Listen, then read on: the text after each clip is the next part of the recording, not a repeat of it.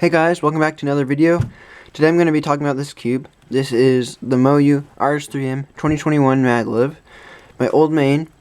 But before we get started, make sure you subscribe so you don't miss anything that might be coming up, such as that. You're not supposed to see that yet, but if you stay subscribed, you might want to know what that is, which will be coming up soon.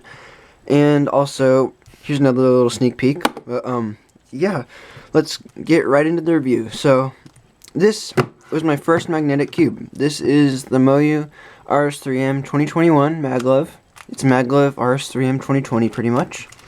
And it costs $14 at speedcubeshop.com, which is where you should buy all of your speed cubes. I'm not sponsored by them, but I do recommend them as a store. And it's a good cube. And today I'm going to be talking about all the specs, what's good about it, what you should do with it, and how you should set it up. So, first thing is, it's kind of heavy. I'm pretty sure it's like 90 something grams. And then its price is $13.99 at speedcubeshop.com. And it's made by Moyu and the Mofang Jiaoshi sub-brand.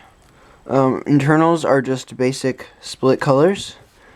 And it comes unlubed out of the box. It comes with a screwdriver and a little elasticity adjustment tool that looks something like this, which we'll get into later. But first I'm going to talk about the performance, because that's what most of you guys are probably here for. So, as I turn, the cube feels pretty fluid.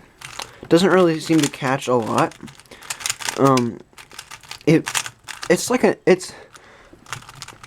If you've been cubing and known about speed cubing for like over a week or so, you probably know about the RS3M 2020, which is like a really cheap but really good cube. And this is just a maglev version of that, which maglev means repelling magnets in the core instead of springs. And what repelling magnets do is they reduce friction because there's no screw scraping against a spring, so it's just kind of hovering, and it gives you kind of like this glidey fast feel that's not that uncontrollable. And basically, the deal with this cube is that the point of it is take an already good speed cube and then make it a lot better by adding maglev, which it actually does not make it a whole lot better, to be honest. It just makes it faster, which the RS3M is not a super fast cube unless you put fast lube in it.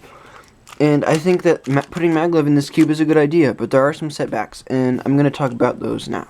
So, some setbacks are that since the cube is kind of blocky, since it's a cheaper budget cube, the corner cutting with the maglev feels a little weird. And I don't know how to describe it, but like, it catches sometimes randomly, but even when it's really loose, it still catches more than the RS3M 2020 does. But it's not really enough to like impact your solves a lot. And I just got a PLL skip there. Pretty cool.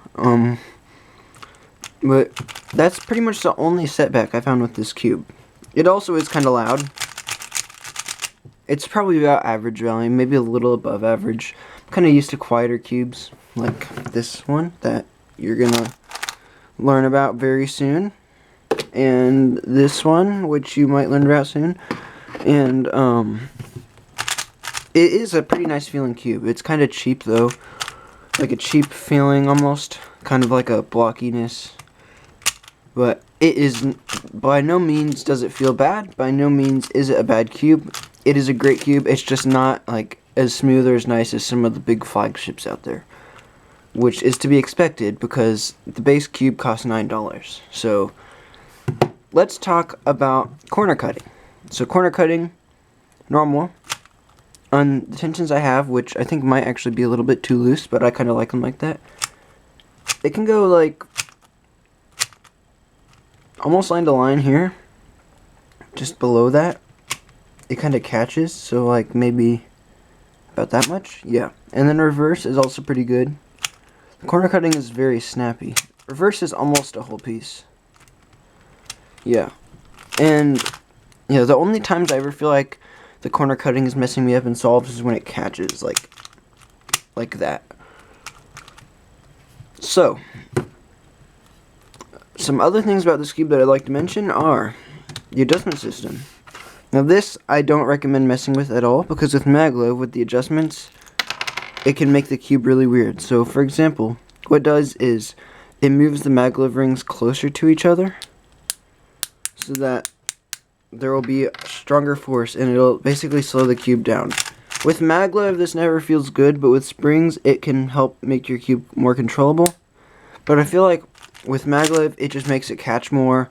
It makes it feel like slow and fast. I don't recommend it at all.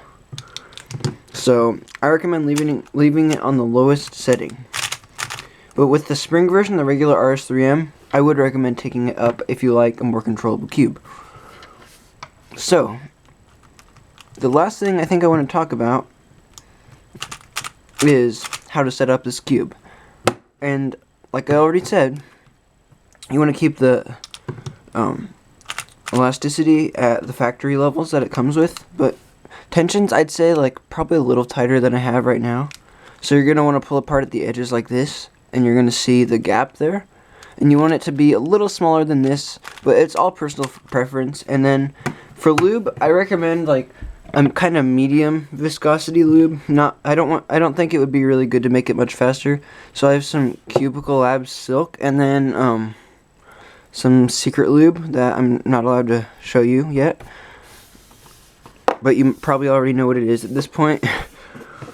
And basically like Martian from Speedcube shop is a good kind of lube to put in this. I wouldn't recommend like Lunar or Stardust, as it's already a pretty fast cube.